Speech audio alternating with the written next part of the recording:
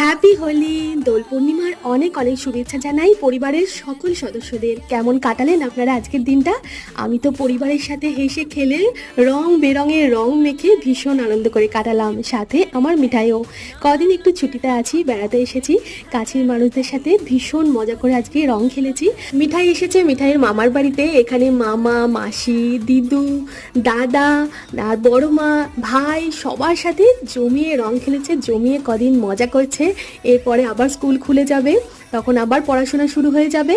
এখানে আমরা গ্রামের বাড়িতে খুব আনন্দ করে আজকের দিনটা কাটালাম, একটা দারুণ সুন্দর পরিবারের সাথে সবাই সবাইকে রং মাখিয়ে দিনটা ভালোভাবে কাটালাম।